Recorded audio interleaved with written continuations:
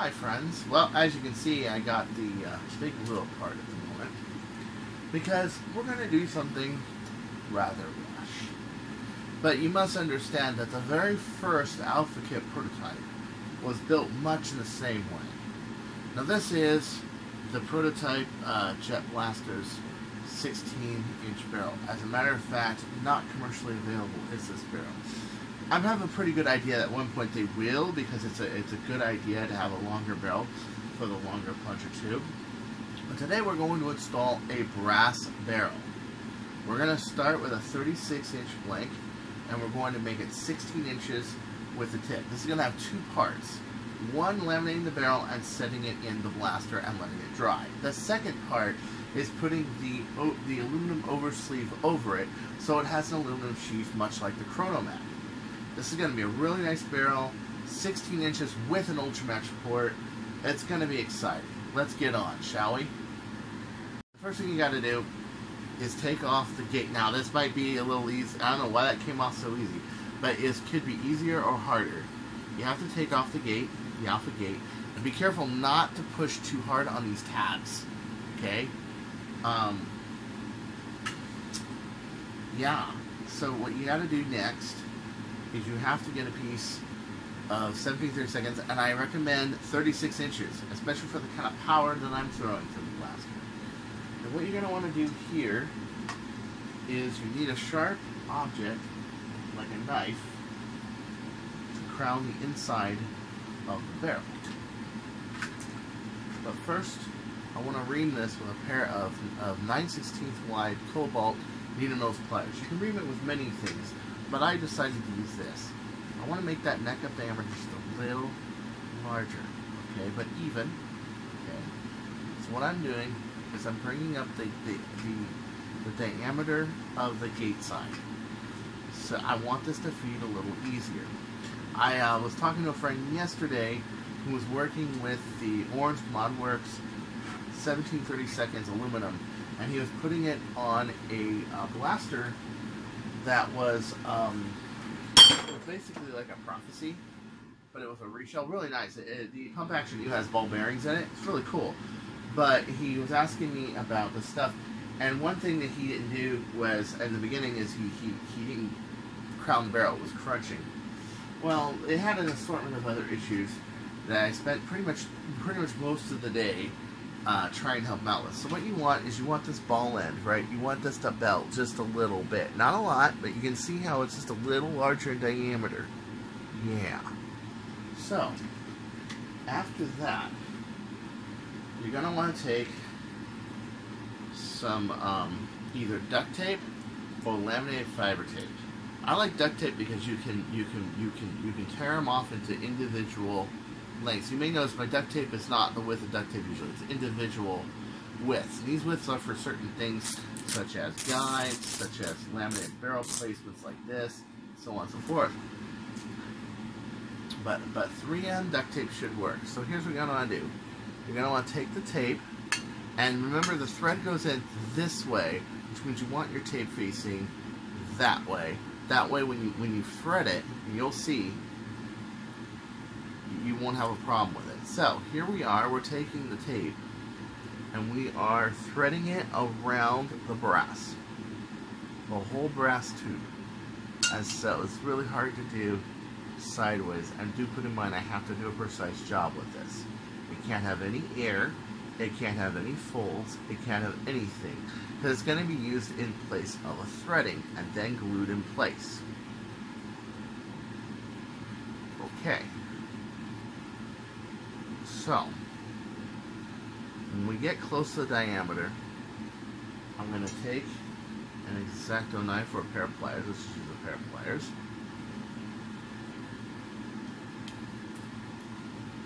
And we're going to, and if you get impatient, just use your teeth. Yeah, there you go. And we're going to do that. Now, the next thing I'm going to do is I'm going to match this to the threads. You may notice this is just a little big. So I'm going to take about one winding at a time off until I get close, and then I'm going to take about a half a winding off each time. Okay? I want to match the thread profile. What happens is when I screw this in, the threads dig into this tape, and it gives me a means to mount it. A little more, maybe about a half. Okay. You don't want it to totally jam in there. 2 reasons. 1, you don't want to crush the brass, and 2, you want this to be pretty nice and stable. Okay. I want to check my front there. Okay, now it's very important that I wound it this way, because the thread's going this way, and when I turn it, this snag, this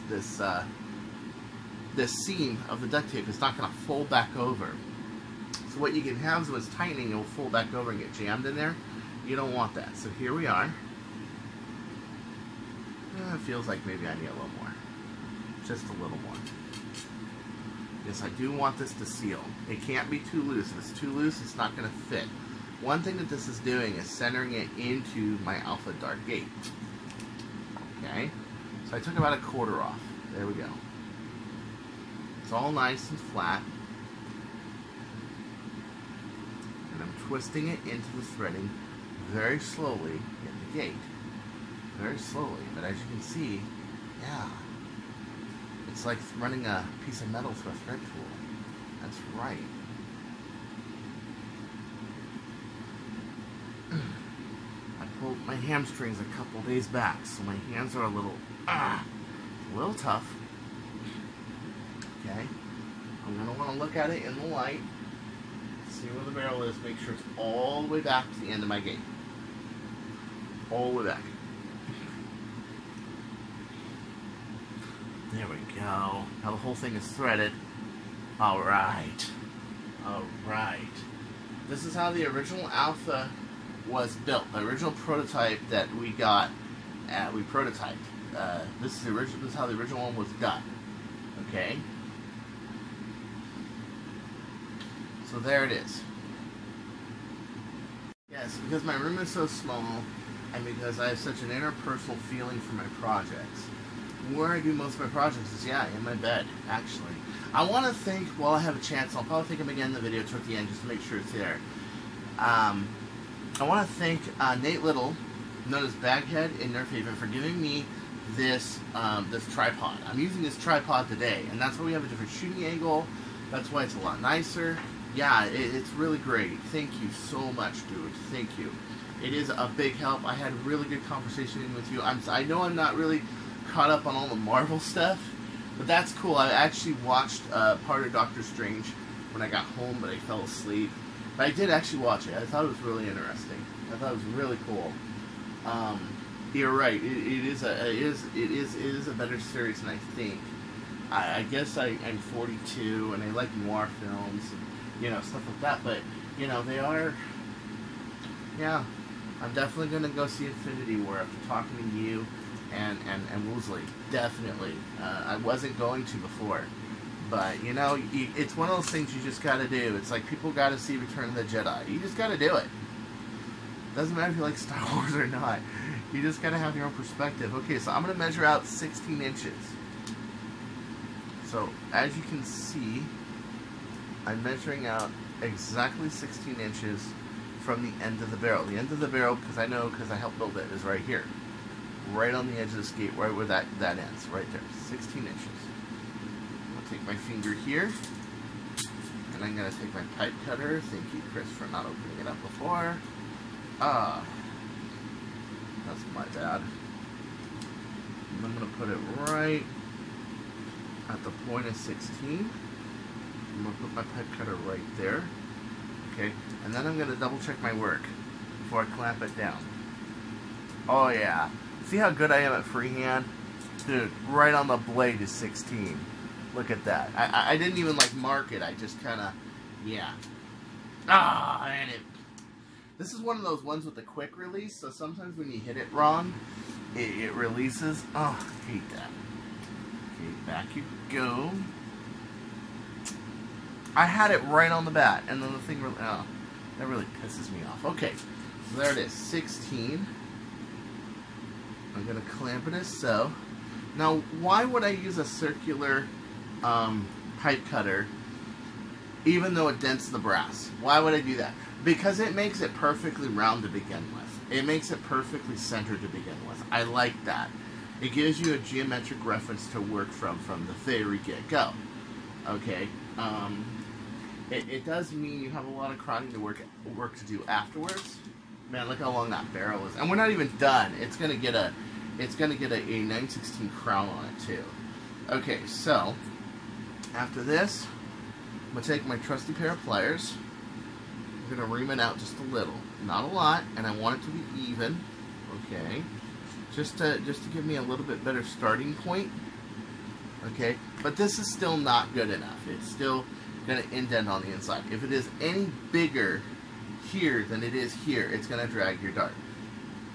So what you want to do now is use the burring tool, trim the inside of it, as so. Okay, just like that.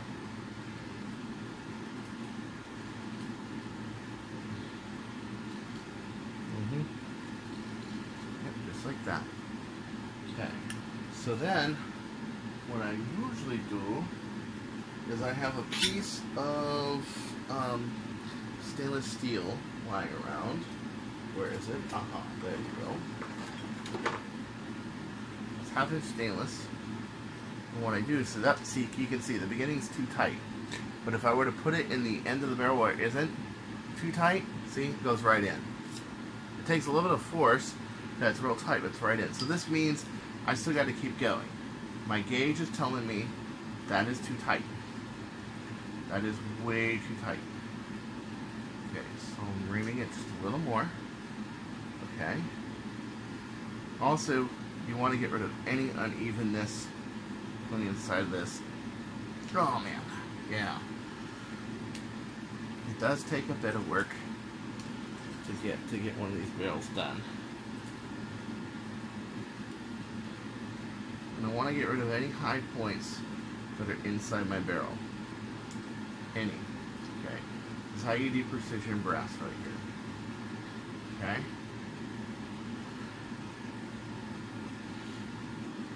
The thing I'm going to do is I'm going to trim this with this Dremel bit.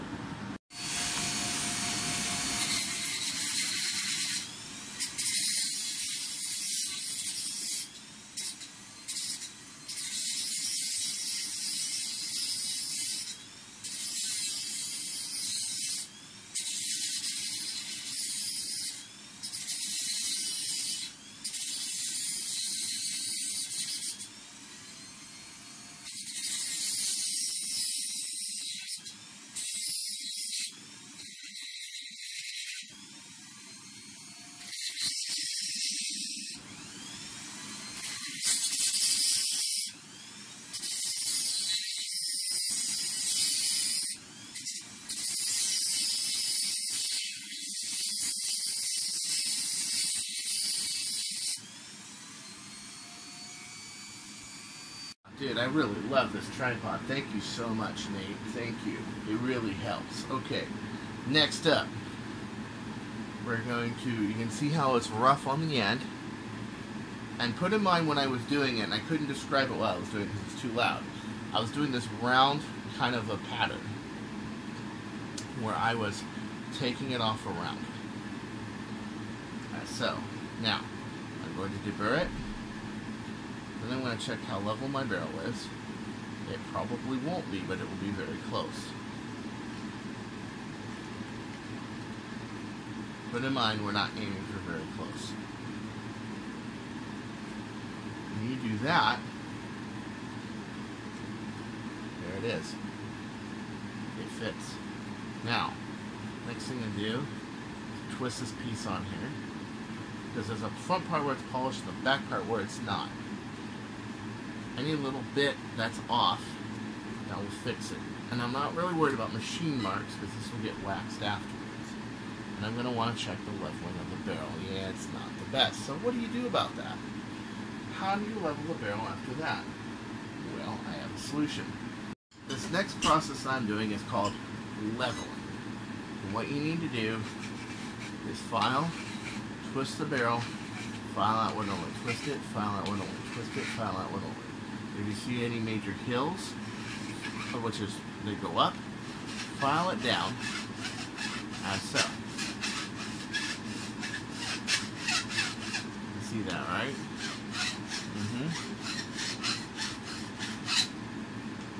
There it is. Now nicely is I have this little machine mark from the cutting tool, and that gives me a pretty good idea of what's level. And since the cutting tool is circular, that gives me a reference to match the profile of the barrel with. And once I start rounding it out more, I start to file one side of it and rotate it, thus making it even. Yeah. When I have to do real heavily filing, I double file like so. Put in mind that if you don't rotate it, you'll have more tension or less tension when you go on one part of the stroke or the other, and it's going to make it uneven. What I find is that rotating the barrel while you're filing it actually makes it even. Even to the point that you can make stuff precise. Rotational references are really great. Lathes are built that way. Pipe cutters are built that way. So many things are built that way where using a rotation actually makes it very, very precise. Now I'm going to rotate it the other way. I'm rotating it back, doing a full trim, not just part of the trim. So there's several techniques I'm using here. One, I'm alleviating the huge hills. Two, I'm going on the bottom part of the pipe only and going out. Or back and forth, like that. Okay, while turning it. And three is when I'm doing it on both sides of the pipe wall at the same time. When you want to even the two sides up, one with the other, you hit both. But when you're trying to level it first, you want to do it the one side at a time.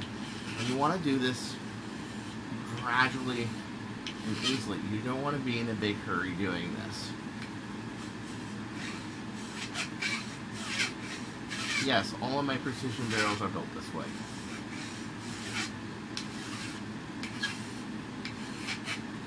They're all built this way, every single one. You can avoid the cutting tool and just ream it out and eventually get it all out, but that takes a very long time to do.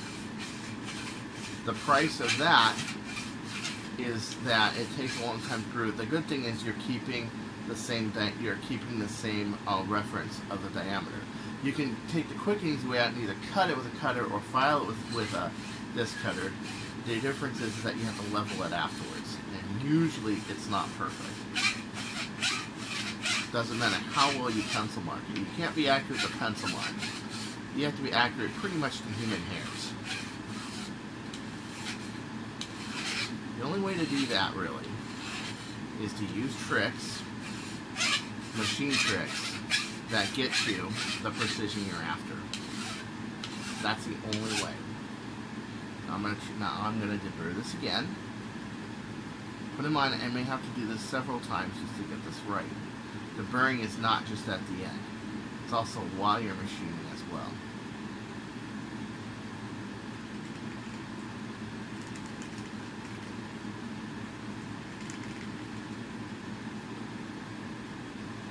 Okay.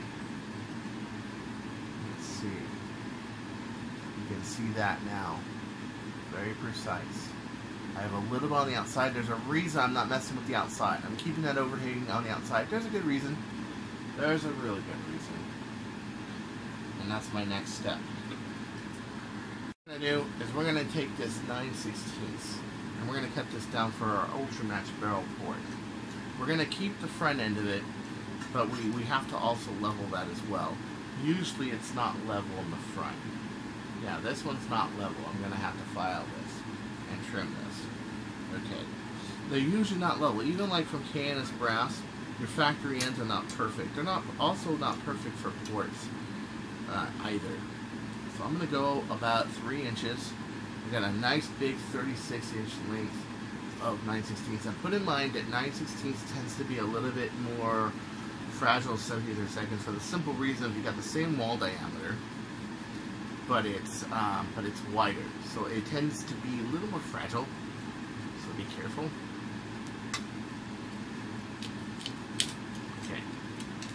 is right there.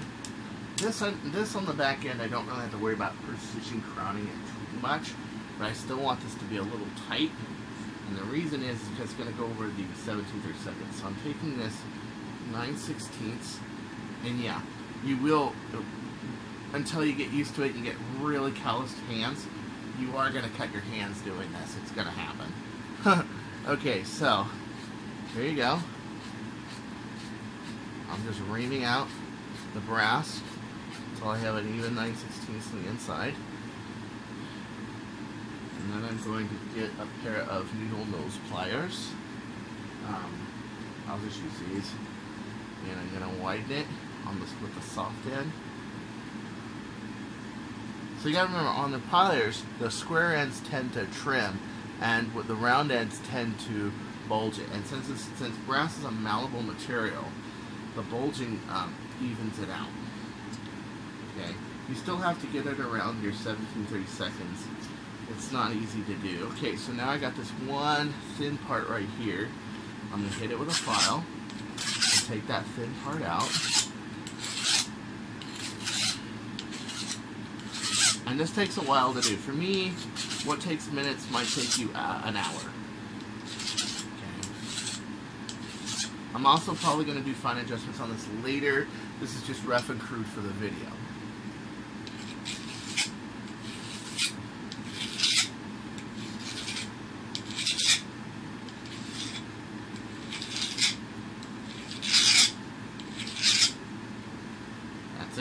That's it right there.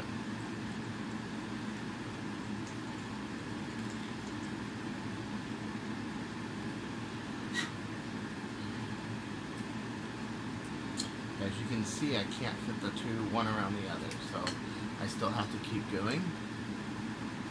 That means, once again, that this end is too small because I used a method that crushes brass. It's not a bad method, because the thing about using a pipe cutter is it keeps things concentric. That's the nice thing about using a pipe cutter over just hacking it with a saw or cutting it with a disc blade. Okay? This is really hard to do. Yeah. Let's see here. Okay.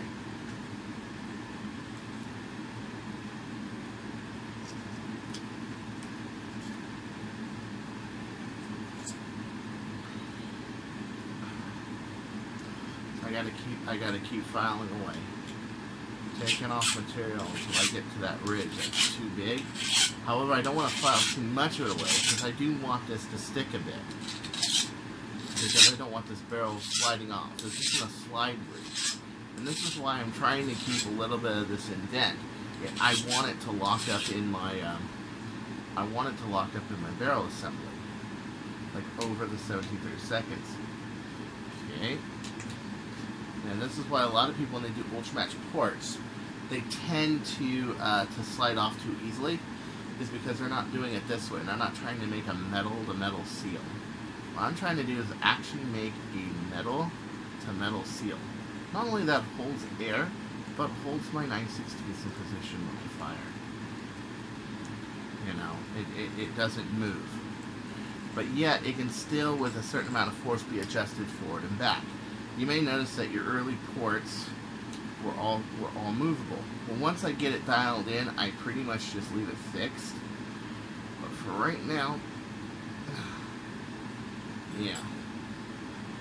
So what I'm going to do is I'm going to take my 17/32, I'm going to crown this front end just a tiny bit. And do put in mind that some 9/16 gauges are a little thicker than others. It does affect it.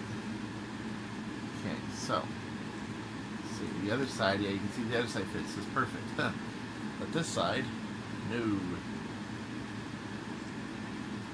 And I don't want to cheat too much with the pliers, because if I bulge it out too much, it's going to slide around everywhere. I don't want that. So you have to just find your high spots on the inside of here. You can feel around with your finger if you want. And do heed my warning, you will cut your hands. Don't use gloves, because then you lose the feel for it. You will cut your hands. You just got to know how to not to attack your brass when you're doing it. Like, you don't want to jab your brass into your hands.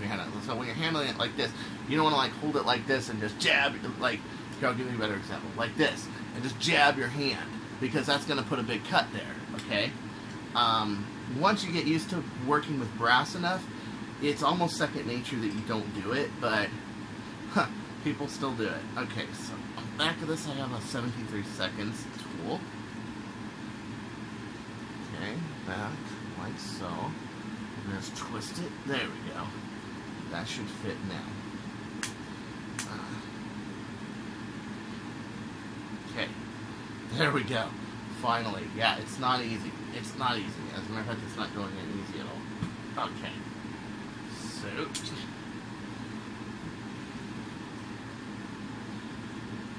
dude, look at that. That's going to have aluminum in it. Can you imagine how cool this is going to be? Just very cool. What I'm going to want to do is to take one of my standard Stefan darts and gauge the 9/16 brass. I'm going to want to twist it into shape until I'm about 1/8 of an inch over, like that. This is to the front of the 17/32. What this is going to do is this is going to make my UltraMatch port. I'm then going to take this and we'll file the outside of it just a little more, level it just a little more, very gently on the 9/16.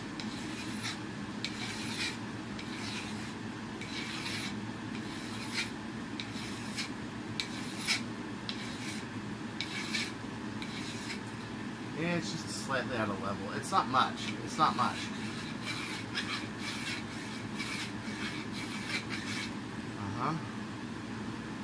Yeah. But K&S brass, you know, believe it or not, does not come perfectly centered because they trim brass. They don't use a concentric cutter when they do brass. So now I'm going to machine this. Okay.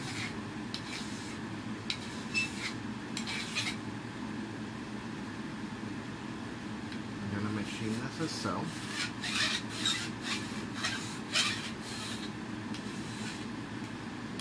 Yeah, it's not, see, a lot of people just will get the 12-inch piece of brass, shove it in there, and consider it done. And it's like, no. That's why you're not getting the same numbers I am.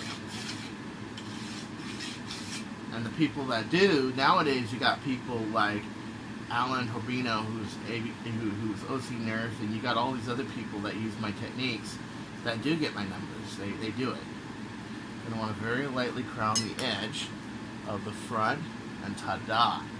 There you go. There it is. I'm going to blow it outside the port. Do it like so. There you go. The next thing I'm going to want to do is double check my work. Yeah, that's nice. That's really nice. You can see now it's like nice and even on the dart. Yeah. Because I crowned it. And I'm going to want to set this up so when this gets glued, it's glued perfectly centered in position. Now, how do you do that? Well, back to using good old duct tape. That's right. You have to make a duct tape spacer, a temporary one, because the next time you're going to do this, you're going to put aluminum on it, but not yet, because you got to test it, and you got to get the glue joint on first, and you're going to put it right around this point right here. So take it with your fingers. There you go. And once again, you're going to make a duct tape spacer, going around the whole thing. It's going to look ugly, but the whole point is this is not the final form right here. I keep even a sticker on here just for nostalgia reasons. Yeah. Because one day when brass is nowhere to be found,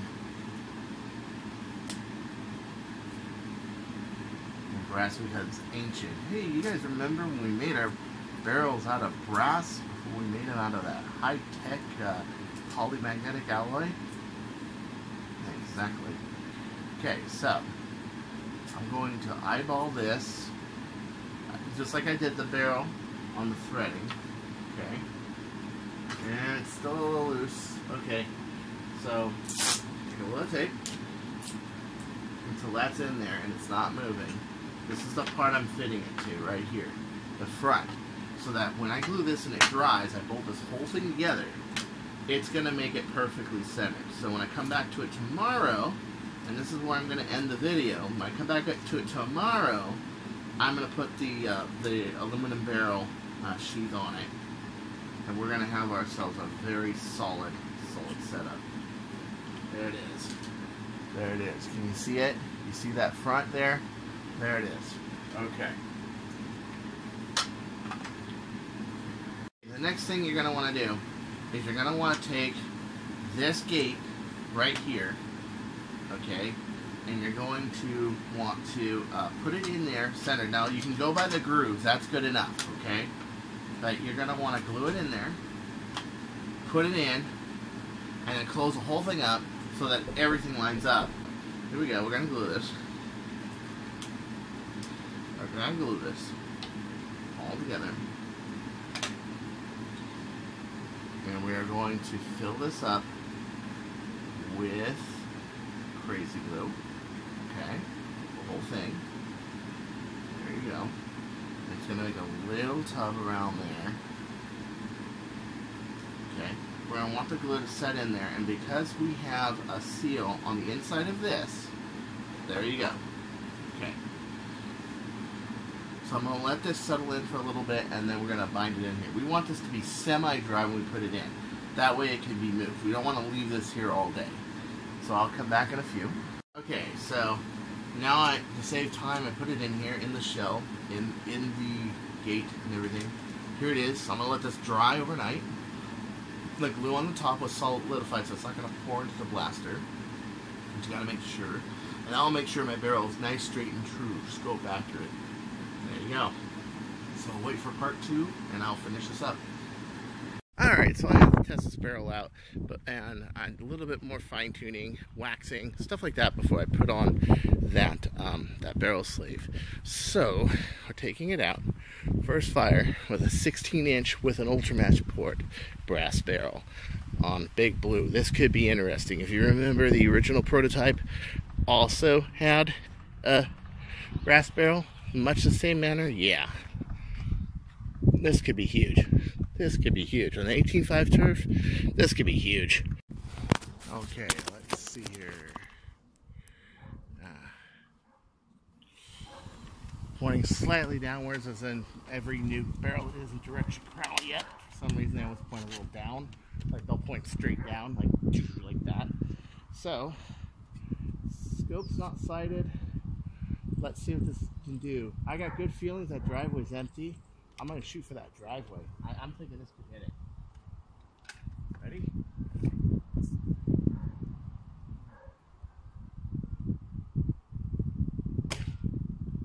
That died.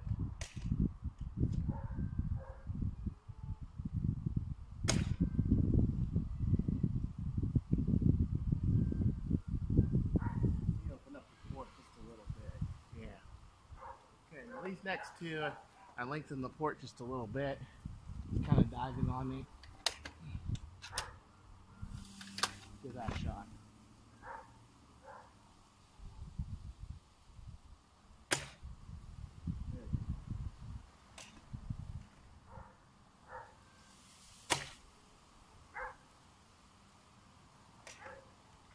One more. I like that. That's better. Ooh, that one torpedoed for some reason. Okay, so yeah, this is an uncrowned barrel. Well, it's crowned, but it's not precisely done yet. It hasn't been directionally crowned, that sort of thing. And I'm still playing with the port on this, so let's see. Pretty good shots. I had one that kind of dived out of the sky here. Might be a defective dart. I don't know. These are the same ones I went to a war with. Let's see here. What's up with this dart? Why did it veer out of the air out of nowhere when the other ones went relatively downrange? I don't know. Is it broken? Nope, looks fine. Weird. Well, the other ones, as you can see, oh boy. Okay, that one hit that driveway right there and bounced out to here. Oh yeah. The monster ranges. This is after the contour, sadly. So the contour is about here to here to 200, and then the street, as you can see, starts going downhill, while all the rest of it's flat, but then it goes down. So, yeah. Wow, that's some serious power. Look at that. I still have to work on it just a little bit. Wow. And then this one hit like here, and that one hit like there to the grass. And as we all know, that's like 225 feet. I like it better. I think there's more potential with the brass. This is an unwaxed, untreated, hasn't been finely crown barrel yet. It's pretty cool. I'm gonna take a little more shooting on it and see what it does. But don't you go changing. I'll find you, and you'll find this in your mailbox with your name on it.